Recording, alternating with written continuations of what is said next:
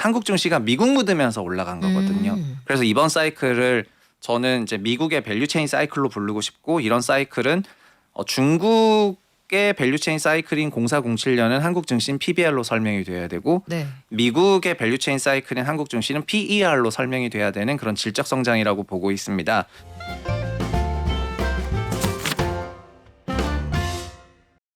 야, 여러분, 우리가 국내장에서 지금 팔면 수익을 극대화할 수 있나 이런 거 걱정해 본 지가 진짜 오랜만 아니에요? 정말 배부르게 주식이 올라서 나 참 흐뭇하다 이런 분들 많으신 모양이에요.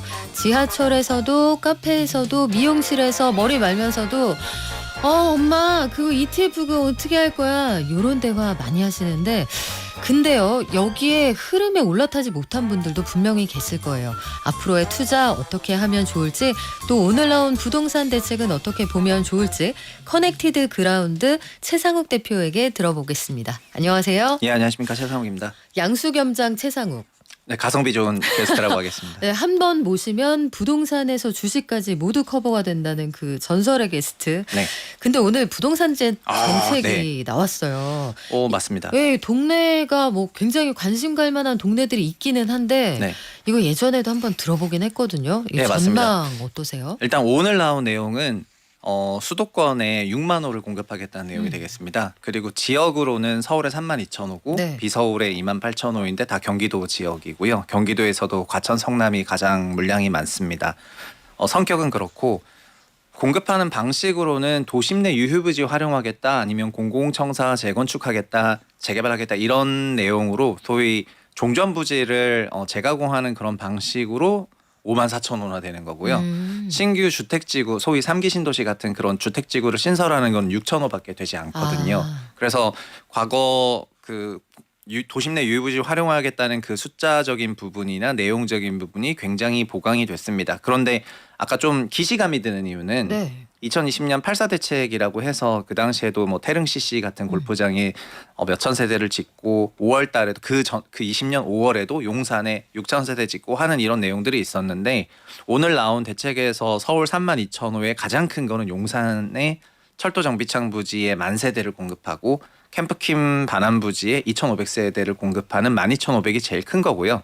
태릉 CC에도 6,000세대급으로 공급하니까 이걸 합치면 거의 19,000세대가 되고, 경기권에서 제일 큰 거는 또다시 등장한 과천인데, 네. 과천의 경마장 부지 등을 가공해가지고 거기서 이제 약 10,000세대 정도를 뽑아내는 거거든요. 그래서 서울, 경기, 과천, 성남을 중심으로 하는 공급 대책이 나왔는데, 이미 한번 봤던 내용이나 종전에 하겠다는 지역이나 이런 것들이 좀 포함되어 있기 때문에, 이제 그러면 지금 나온 대책은 과거랑 뭐가 다르냐?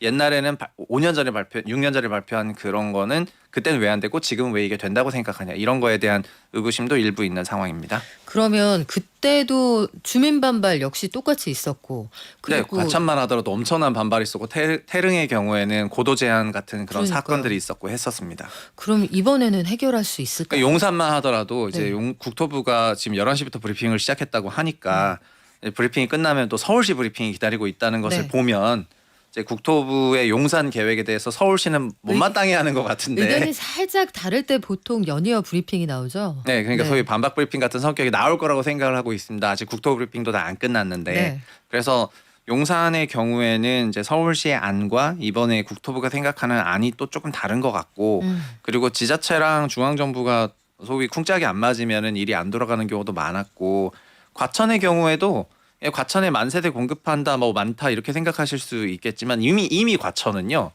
과천지구, 과천주암지구, 과천 지식정보타운을 포함해가지고 이미 26,000세대가 지어지고 있는 상황인데, 이번에 10,000세대가 또 추가가 되면은 이제 35,000세대가 지어지는 건데, 제가 네. 과천 시민이라면은 네. 서울시 주택 문제를 왜 과천으로 푸냐 이런 말이 막 여기까지 나올 거라고 그 생각이 얘기가 되고, 그래서 나오는군요. 네, 그리고 과천은 매우 작은 도시거든요. 그런데 이제 서울급 정도 되는 그런 주거 수요를 흡수하기에는 지역 자체가 고가인 것도 있고, 물량을 아무리 짓는다 하더라도 부족한 게 있다 보니까 6만 호 공급 대책을 보면서도 시장에서 느끼는 그런 전반적인 인식은, 결국 서울의 주택 공급이 좀 더 많아야 되는데 그런 부분은 좀 빠져 있다는 걸 아쉽게 생각하는 것 같습니다. 그래요. 지금 과천에서 보니까 이미 너무 많다. 남태령 넘어갈 때 이제 1시간 반 걸릴 거다. 이런 네. 얘기도 막 하던데 요거는 상황 좀 지켜볼게요. 근데 김용범 청와대 정책실장이 어제 중과 유예하는 거, 그러니까 다주택자에게 세금 무겁게 물리는 요 조치가 원래대로라면 5월 9일 이후에는 시행이 돼야 하는데 예. 요거 약간 시간 더 줄 수도 있다. 네. 이렇게 언급을 하더라고요. 네, 맞습니다. 예, 저는 그리고 깜짝 놀랐어요. 어제 서울 일부 지역에서는 얘기 들어보니까 뭐 비싼 집이기는 한데 한 4억에서 5억 원 정도 깎아서 내놓는 금매물이 네. 좀 나오기도 한다. 이런 얘기가 있어요. 네. 그 정부 전체적인 조치가- 맥락은 이런 것 같습니다. 네. 일단은 대통령이 어쨌든 최근에 X를 통해서 소셜미디어를 통해서 여러 가지 부동산과 관련한 그런 발언들을 하고 계신데 네. 그런 발언들 중에서 이제 5월 9일에 종료되는 양도세 중과 유예 부분을 다시 그 일몰시켜 가지고 양도세를 다시 중과하겠다고 했기 때문에 양도세는 집팔 때 내는 세금인데 그게 올라가니까 그 전에 조금 팔아야 된다는 생각이 좀 작동을 하고 있고 여기서 한 발 더 나가 가지고 보유하는데 부담이 없다면은 팔 생각이 없어도 되는데 보유세도 지방선거 끝나면 올릴 것 같은 분위기로 가니까 네.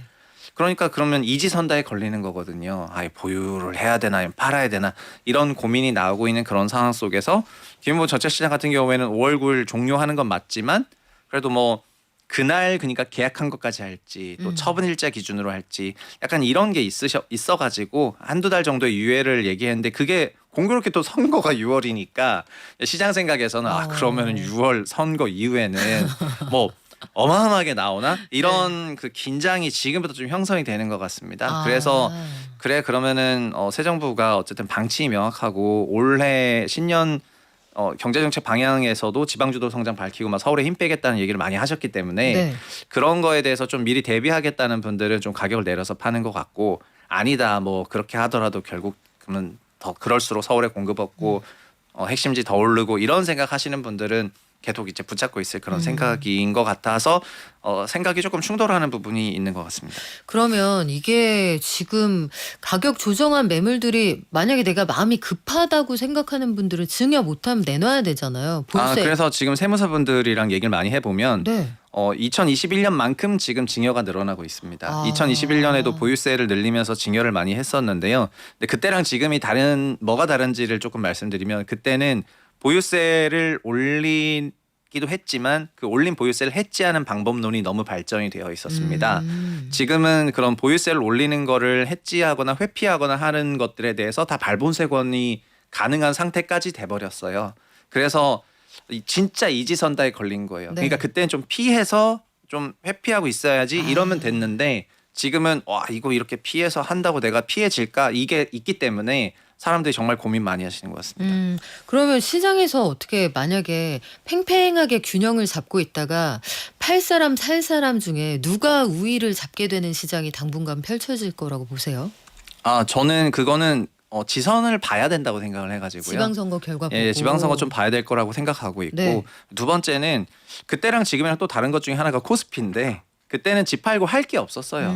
그러니까는 그 당시 지수가 2,000선이라고 치면 물론 21년에는 3천 갔다 내려왔지만 네. 시총 기준 2,500조고 주택은 7,000조가 넘으니까 차이가 너무 났는데 지금은 주택이 8,000조 원이라 하더라도 주식이 합치면 5,000조까지 왔으니까 그러니까요. 그리고 이것도 부족해가지고 더 간다고 생각하면은 주택을 판 돈을 주식으로 넣을 수 있는 머니무브 그러니까 새로운 사발도 만들어졌고 그 새 사발에 대한 정부의 그 지고지순한 순정을 또 느낄 수가 있지 않습니까? 이걸 키우겠다는. 네. 그러니까 사람들이 선택지도 있고 이제 이지선다에 걸렸고 그러니까 21년과는 좀 다른 환경이라 생각하고 저는 머니무브가 어느 정도 작동하는 것이 상반기 뒤로 가면 갈수록 좀 나오지 않을까 이렇게 보고 있습니다. 그러면 오늘 오전장에서 SK하이닉스, 삼성전자가 잇따라 역대 최고 실적 보여주면서 5,200까지 터치했다가 지금 살짝 조정을 받거든요. 네. 근데 여기까지 오니까 의견이 극단으로 갈려요. 한쪽에서는 7,500 간다 이런 의견이 나오는 반면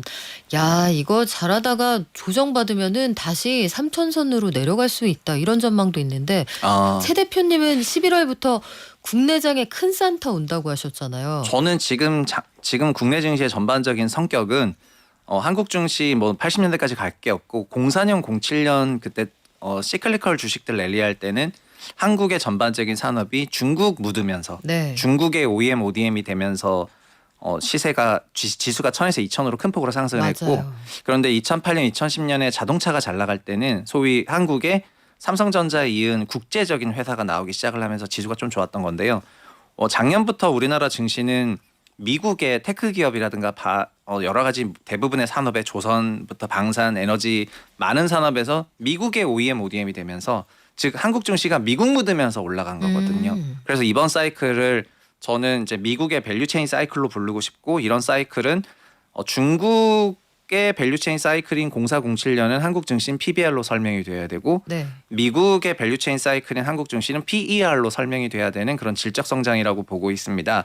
그리고 우리나라 증시의 이제 전반적인 흐름은 지금까지 올라간 거는 기업 실적 때문에 올라갔지만 올해 3월 이후부터 올라가는 거는 그리고 오늘 나온 뉴스 중에 제일 중요한 뉴스는 실적이 아니라 삼성전자가 배당분리 과세에 포함이 된다는 정책을 발표한 건데 작년에 저희가 상법도 개정했고 다 개정했지 않습니까? 배당분리 과세도 했고 근데 그게 시행이 되는 시점이 올해 주총 때 주총 안건으로 통과되면서 2, 3월 슈퍼 주총을 거치면서 달라지는 거고 그 시효점이 삼성전자의 그런 부분이었는데 삼성전자가 어쨌든 배당 성향이 40이 아니지만 25 넘는 기업 중에 배당분리 과세에 우리가 소위 모범을 보인 게 된 네. 거고요. 그렇다면 소위 삼성그룹주 전체는 다 모범을 보일 것이고 그런 방식으로 국내 기업들이 주주 환원에 대한 그 태도 개선이 주총 시즌을 거치면서 나오게 되면은 저는 외국인도 그때 온다고 생각을 하거든요. 그러니까 질적 성장이 됐을 때 올 네. 거라고 생각을 하고 있습니다. 그래서 올해는 삼성전자나 하이닉스 실적이 좋으니까 작년부터 지금까지 끌고 왔지만 이제 한두 달 정도 지나면 질적인 부분에서 끌고 갈 걸로 보고 있습니다. 근데 코스닥은 보면 오늘도 똑같이 변동성이 굉장히 크기는 한데 네. 한 2% 빠졌다가 1% 올랐다가 막 왔다 갔다 하는데 이 정도 진폭은 사실 진짜 진폭이 클 때에 비하면 아무것도 아니잖아요. 네. 코스피는 지금 말씀하신 것처럼 우리가 실적이나 종목을 믿고 갈 수 있는 좀 든든한 기존의 기록들이 있는데 코스닥 투자는 어떻게 하시면 좋을까요? 코스닥은 이제 저희 주식을 아주 오래 보신 분들도 저희 같은 이제 주식시장의 톱티어 매니저든 애널리스트는 다 어떻게 생각하냐면은 이제 요물로 생각을 하고 있는데요. 진짜 어려워요. 거의 도깨비불 같은 요물인데 네. 그래서 각종 분석 방법론이 나와 있지만 네. 정론도 있고 사파론도 있고 잡론도 있고 그렇습니다. 다 들어볼게요. 그래서 제일 정론이면서 사파론이 섞여 있는 게 홀짝홀짝론입니다. 홀짝홀짝.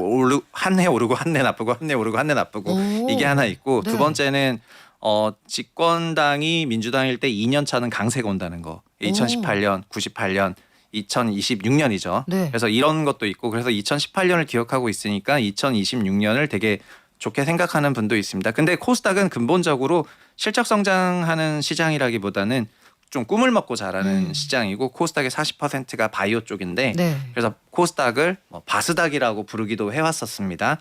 그런데 올해는 코스닥에 새로운 꿈도 들어왔고 로봇 같은 것도 네. 들어왔고 그리고 하반기에는 우주도 들어올 거라고 생각이 되니까 저는 원래는 코스닥은 바이오였는데 사자성어를 붙이자면은 네. 상로하우라고 상반기는 로봇 하반기는 우주라고 생각을 하고 있습니다. 상로하우. 네.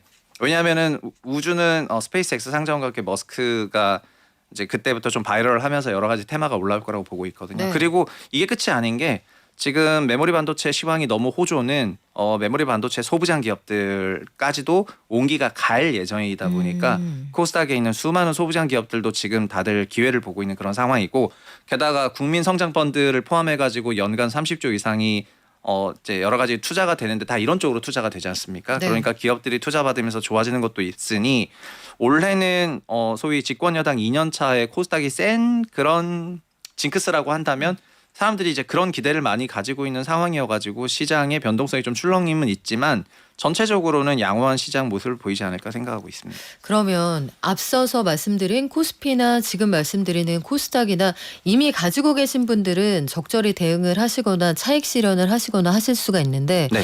저는 없어요. 이제 하도 좋다고 하니 관심 가지고 이제 시작해 볼게요. 이런 분들은 저희가 개별 상품을 말씀드릴 순 없지만 검색어에 어떤 것들 넣어서 상품 검색을 좀 해보시면 좋겠습니다. 이런 거 저희가 추천을 해드릴 수가 있을까요? 네, 그거는 코스닥이 그러니까 지금 시장에서 제일 많이 사시는 거는 이제 코스닥 지수 ETF를 제일 많이 사시는 거고요. 네. 그런데 코스닥은 결국 바이오, 로봇, 우주이기 때문에 바이오, 로봇, 우주가 메인이고 그리고 반도체 소비량이 좋아진다 생각하면은 반도체 이 네 개의 키워드를 조합해서 선택하시면 될 것 같고요. 그리고 그냥 그걸 잘 모르겠다 그냥 코스닥이 저희끼리는 그런 얘기도 가끔 하거든요. 코스닥 시가총액이랑 하이닉스 시가총액이 되게 비슷해서 지금 코스닥이 1 하이닉스라는 말이 있습니다. 아, 단위가 너무 커졌는데요. 네, 그래서 네. 그냥 1 하이닉스 정도 되는데 코스닥이랑 하이닉스랑 좀 같이 갈 거라는 그런 생각도 있다 오. 보니까 그래서 그 지수에 대한 그냥 코스닥 150 지수를 좀 유심히 봐라 이런 말이 있거든요. 코스닥 150 지수가 그러니까 코스닥 지수 전체는 지금 1100대지만 그렇죠. 코스닥 150은 사실상 2000급이거든요. 그러니까 막 일각에서는 코스닥 3000 간다 이런 얘기를 했는데 네. 이미 그 150 상위 기업들의 그 무브먼트는 벌써 지수 레벨을 넘어서 버린 상황이에요. 그래서 코스닥 안에서도 그 상위 기업들 중심으로 보시는 게 좋을 것 같습니다. 아, 그러면 우리가 코스피에서 밸류업 지수를 보듯이 네, 맞습니다. 이쪽에서는 코스닥에서는 150을 150 보셔야 돼요. 지수를 예, 예. 보시면 흐름을 좀 따라갔을 수가 있다. 그러네요. 지수는 모든 상장된 종목의 평균치가 들어가 있는 네, 거니까 맞습니다. 속썩이는 종목도 있을 거고 효자 종목도 있을 거고 이런 것들 감안하시면 좋겠네요. 네, 맞습니다. 야, 그리고 우리 제주도에 사시는 고정희님께서 제주도 출신 우리 최상욱 대표 너무 자랑스럽습니다. 고향까지 알고 계세요. 네. 지난번 최 대표님 오셨을 때 26년에 증시 우상향을 예고하셨습니다. 아, 잘 맞아서 저희 도움받고 계시다고. 여전히 26년에 코스닥도 바이오도 좋다고 보신다. 이런 의견 방금 주셨잖아요. 현 시점에서의 인사이트 저희가 지금 말씀드린 것들로 가름이 될 것 같네요. 근데 우리가 이 코스닥은 보면 말씀하신 것처럼 요물이다. 네. 그러니까 끼 부리는 종목들이 많단 말이에요. 네. 어느 날은 이쪽이 요염한 것 같고 어느 날은 저쪽이 섹시한 것 같고 이런데 돈이 워낙 빠르게 돌다 보니까 꽁무니만 따라가시면은 정말 어려워질 수 있잖아요. 네, 특히 코스닥은 이제 개별 종목으로 대응을 하면은 저희가 멘탈이 털린다는 그런 표현을 많이 쓰는데 이제 현직으로 주식을 진짜 타이트하게 하는 매니저들도 코스닥 종목의 순환매가 세게 나오면은 멘탈 다 털리거든요. 아, 우리만 그런 거 아니구나. 네, 그래서 이거를 유지하지 못하니까 그 멘탈 때문에 오히려 종목에 대해서 좀 지수로 대응을 하고 이런 거는 현직 운용력들도 다 가지고 있는 부분이고 그래서 저는 일하는 직장인들이 코스닥 개별 종목을 대응해서 그 상한폭을 견디는 거는 굉장히 어렵다고 생각을 하고요. 네. 그래도 코스닥 150 지수 정도라면은 코스닥 시장 전체에 대한 소위 상위 기업들에 대한 커버리지가 있으니까 이제 그런 걸 하면은 이제 괜찮을 것 같습니다. 코스닥 바이오 로봇 우주를 합쳐서 꼬바로우라고 하는데 갑자기 빵 터져가지고. 아, 꼬바로 좋네요. 우리 강민님, 제 커피 한 잔 드릴게요. 오늘의 장원입니다. 아. 코스닥 바이오 로봇 우주 합쳐서 꼬바로우 어떠냐고. 아, 귀에 쏙쏙 네, 들어. 완전 쏙 들어오네요. 완전 쏙 네. 들어왔는데, 아니 코스피 지수가 지난해 4월에 저점 생각하면은 한 2,300 중반에서 네, 맞아요. 5,200 오늘 터치한 숫자까지 하면 2배 올라왔단 말이에요. 네. 근데 지금 코스닥은 보면은 1,000스닥 됐지만 3,000스닥 갈 수 있다 이런 얘기도 있어요. 네. 지수가 진짜 거기까지 갈 수 있을까요? 그거는 지수가 지금 코스피 코스닥 지수 차이가 전 작년 11월에 와서 올해 코스닥이 좀 좋아질 것 같다는 네. 얘기를 했던 걸로 기억을 하는데 그때도 했던 얘기는 코스피가 25년에 랠리를 했고 시가총액이 4천조 이상으로 커졌는데 코스닥의 경우에는 400조도 안 되기 때문에 네. 너무 작다 이렇게 한 거고요. 지금 올라와봐야 550조 뭐 그 정도니까 600조 정도니까 아직 갈 길은 이제 더 멀단 이런 생각도 할 만한 게 왜냐하면은 그냥 기관 자금이 순환매만 일어나도 그냥 한 스푼만 넘어가도 코스피 자금이 네. 코스닥은 진짜 뭐 폭풍 같은 물을 맞닥뜨리는 거랑 맞거든요. 거버 돈벼락을 얼마 맞는 되니? 거랑 맞아가지고 1 하이닉스밖에 안 되는데 맞습니다. 이렇게요? 전체 코스닥이 1 하이닉스밖에 안 되니까 그냥 잠깐 갈까 이러면은 뭐 난리가 나는 부분이어가지고 이제 시가총액 차이가 이만큼 벌어진 걸로 인해서 코스닥의 수급이 조금 붙을 수도 있겠다 이런 것도 있고 두 번째는 그냥 정책적으로 지금 코스닥에 있는 국가 전략 산업들을 네. 정부가 성장 펀드든 여러 가지 방법으로 도와주고 있기 때문에 소위 가뭄 속에서 허덕이던 기업들이 이제 비를 만나게 되면 음. 올라가는 그런 것들이 올해 나올 거라고 생각을 하고 그래서 상위 코스닥 기업들은 상당히 좋은 퍼포먼스가 있을 거라고 생각을 합니다. 아, 목마른 사슴이 우물을 찾듯이 올해가 되겠군요. 지난해 오셔서 정확히 이렇게 말씀하셨어요. 누울 자리 보고 다리 뻗어야 되는데 그냥 대자로 누우셔도 된다. 이런 말씀 너무 주셨습니다. 명언을 제조하고 가네요. 아유, 오늘 끝으로 지금 소액을 가지고 투자를 시작하신다는 분들, 저는 주식 잘 몰라요. 이런 분들은 항상 변동성이 있기 때문에 주의하셔야겠지만 어떤 자세로 투자에 임하시면 좋을까요?